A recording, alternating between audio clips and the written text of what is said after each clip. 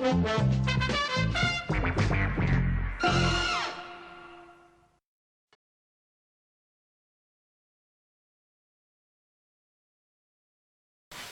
today I have a different video. You're probably wondering why I'm filming the empty school chair here. Well, it's a great stand to get what I want to show put here.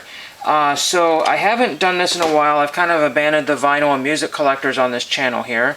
No fault of their own, no fault of theirs, just fault of mine. But what I have done is picked up a few albums the last few days, and some of these I've had for a week or two.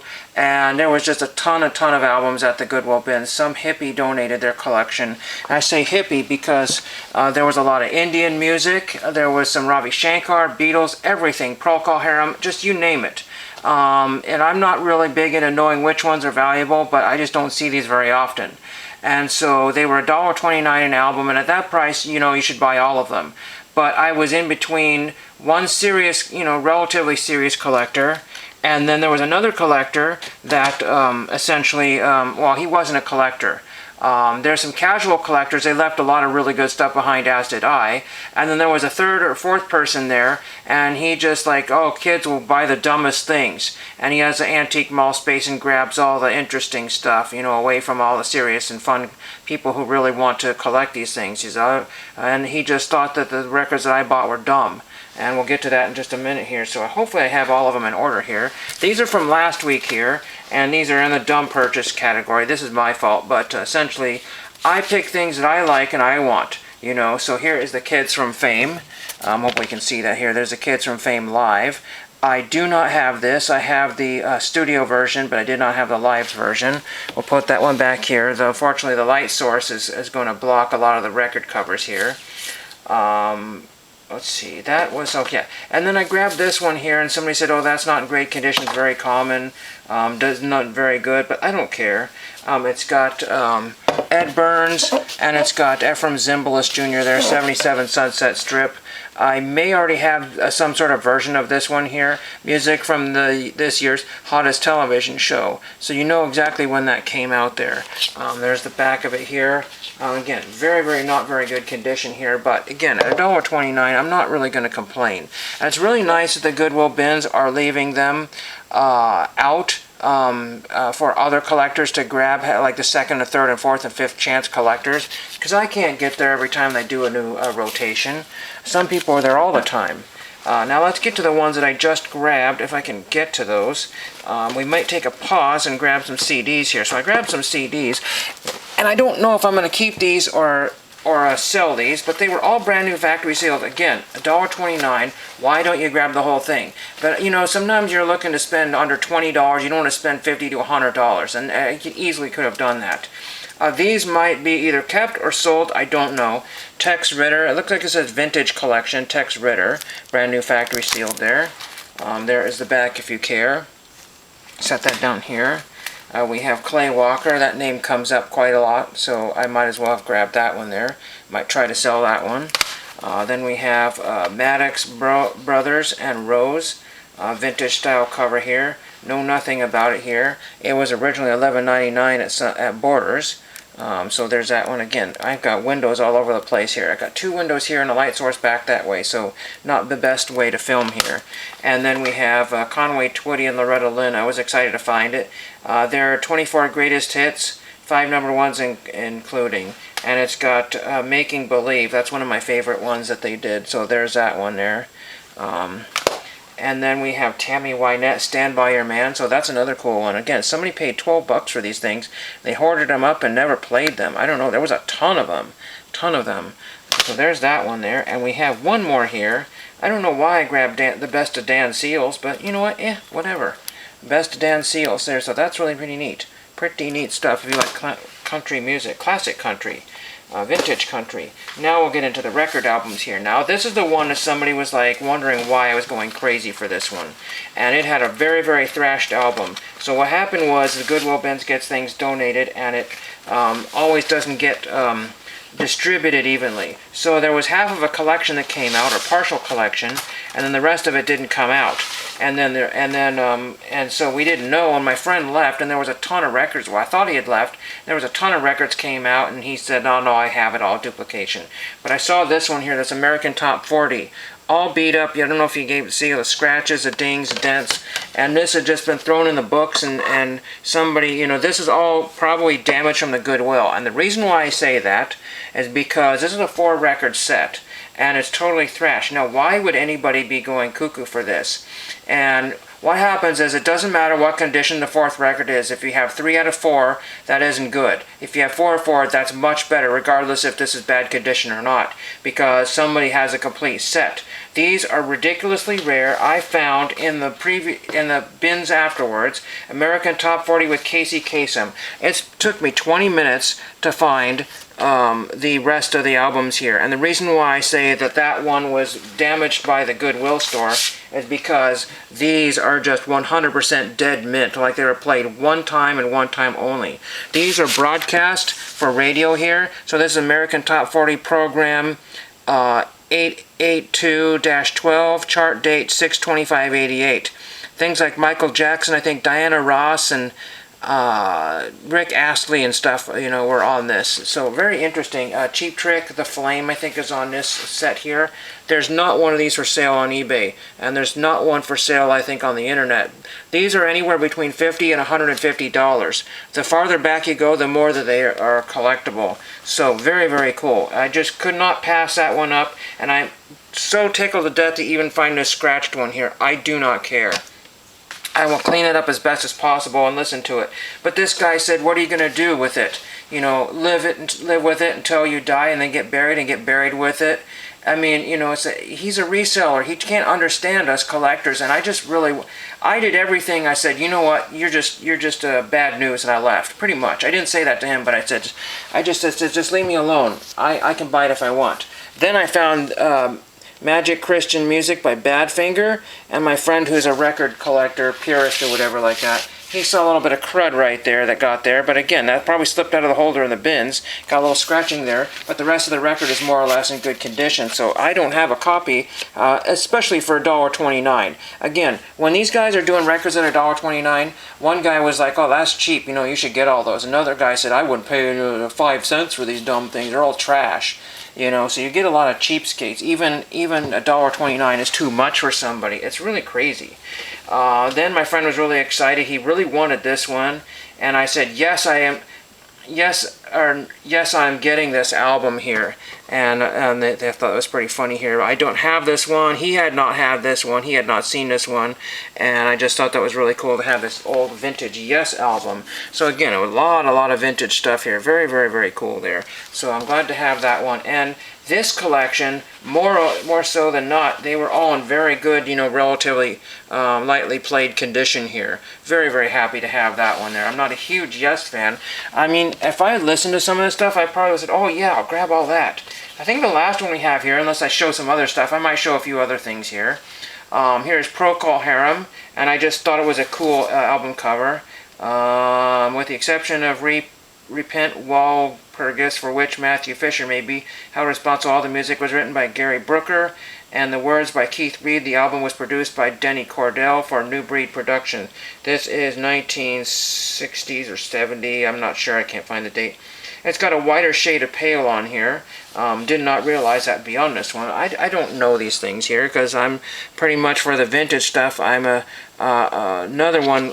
There was another Procol Harum, and I don't know. I've got enough records right now, and this is unfortunately not in super mint condition, but it's good enough to clean up and play for my purposes. And the one guy said, "Oh, that's worth a whole bunch of money, but I don't want it." And then and the other guy said, "Oh, this is worth money." The guy that was a jerk to me earlier, and so, oh, well, I guess I'll have to take that one. And so he likes to toy with people.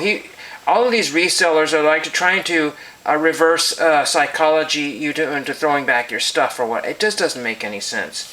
Let's see, what else do we have here before I finish off the video here? let's see if I picked this one up here as well too. Somebody's like, why? And I said, well, you know what, Bob Newhart, might as well give it a shot. Nobody wants to see these records eventually go into the garbage here, regardless of how bad a condition they are. Some of this dollar mark partially wiped off, but I didn't try it. I don't want to leave a white spot there. Unfortunately, I had already heard this. I don't know where I heard this, if it was on YouTube or if it was on the Bob Newhart DVD and had some of his comedy on there. So I'm probably not going to keep this one here. He had a whole bunch of button-down my friend said, oh, he had some of those when he was a kid. So I can understand that one here. I'll show you a few other albums here that you may have not have seen before because I have a little bit of extra time.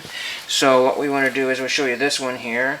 I don't know why I'm keeping this one, Ray Conniff and the Conniff Singers, We Wish You Had a Merry Christmas. I think that was from the 3 for $1 pile at one of these other thrift stores there, so there's that one there. Here's Doug Kershaw, the Louisiana Man. I don't know if I've shown that one there. Relatively good condition. I didn't have this one here. I don't like everything he did, you know. I think probably Swampgrass is probably one of his best ones. And Alive and Pickin'. Those are its two best ones so far. This is a good one here. If you like Stand Tall, this is Burton Cummings. He's from the Guess Who, I believe. So he's a Canadian from the Guess Who, and he was the lead in that. And this is his solo effort. I think that's pretty much the only thing he did was Stand Tall. And people said this is a good album, but unfortunately they threw it back. I mean, I just grabbed the first copy I could find. Because, you know, sometimes as common as some of these things are, when you go looking for them, they don't... That's the theme around here. When you're looking for a certain album, if you're looking for Supertramp Breakfast in America that you've seen 1,000 times over in mint conditions, left and right and backwards and forwards, you're not going to find a copy of Supertramp Breakfast in America. You have to go to eBay and pay almost $30 for one. It's absolutely crazy. Let's just show you a few more here. Ray Stevens' Misty. It's actually a pretty good album here, but I'm probably going to not keep that one. That was, again, I think one of those... Actually, no, this was not a 3 for $1. This is one of those that Goodwill had those grab bags. And they had the grab bags for a number of weeks, but unfortunately they've stopped the grab bag system. That was kind of a nice idea because you could grab a bunch of stuff that was left over and then you can just take your own... It was fun to buy stuff that was off the radar, if that makes any sense. Because I don't always like to buy things that I already know what it's going to be. What's the fun in that? You know, you miss those kind of things. But things like Ray Stevens' Misty, I'm just going to throw that in the giveaway pile. You know, I was giving away records at the last swap meet that I did, and it was kind of fun to do that. But I'm really happy to have the American Top 40. I'm going to see how the first record...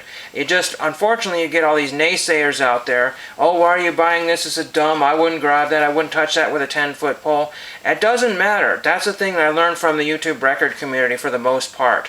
Grab what you want, you know, and, you know, grab the condition you want. Grab the player you want. You know, it's your music. You do what you want to do with it, and don't let anybody else, you know... I mean, you can always take suggestions, but I don't like to be pushed in a certain direction, music-wise, because it's, you know, their music or whatever they want to do is not my thing. You know, regardless if we listen to the same stuff, I don't have to listen to the same records. I don't have to listen to, you know, mint fresh ones. I don't need to pay $40 for a record. I can pay $1.29, and I could not care less about the condition. It's my machine, my everything. So we need to.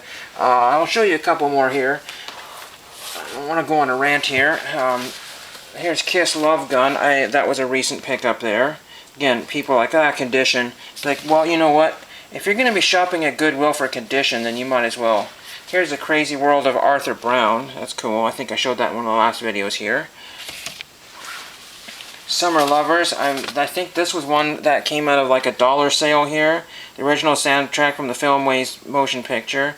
It's got good it's Chicago, Depeche Mode, Heaven 17, Michael Sembello. I'm a huge Michael Sembello fan, and unfortunately a lot of his stuff is not available in any format. He did a lot of music for different things that never got put on DVD.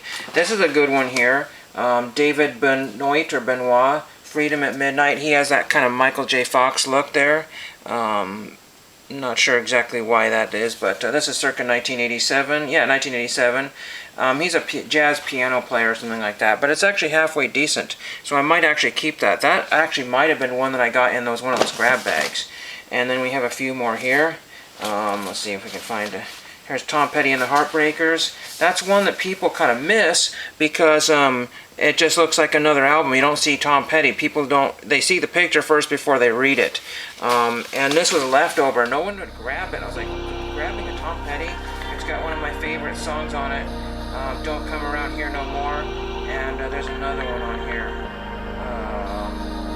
What is it? Rebels. Let's see. Southern Accents. Let's see. Where's the other one here? Best of the Anyway, it's okay. It's a good album. Not everything on here, but I'm so happy to have that. It's rare you find Tom Petty anymore. But I want to say the reason why these really cool records are coming out is because everybody's reevaluating their collections that they had. You know, that's a good thing that came out of this. That's what I want to take from this video here, is that despite the cost and price of records, and despite lots of records that would never be for sale are now offered for sale at even high prices or low prices. And somebody saw this Tom Petty and said, it's not the condition I want. They may have even upgraded. That's the other thing about the record resurgence. A lot of people had like this Tom Petty and they upgraded to a better copy. And because maybe there was damage on the cover. And maybe there was something, or maybe there was like an inner sleeve that wasn't quite there. You know, interesting. Very, very interesting stuff here. And we're going to end up with, let's end up with something cool here if I can find one here. Maybe it doesn't have to be cool. I don't know. I don't have anything really cool. Oh, this is cool. I'll show you this one here. You've seen this before. The Pogues, If I Should Fall From Grace With God. That's really cool. Unfortunately, there's some damage there, but the records play mint. It's really cool. So I'm really happy to have that in my collection. I got that a while back ago. I showed that on this channel. So we're at 17 minutes, 16, 17 minutes. But that's just a quick look into some records I recently picked up. And hope you enjoyed that. And the CDs as well. I'll have to figure out what I want to do with those. Some of those are keeps and some of those are sell. But thank you for watching. We'll return after these messages.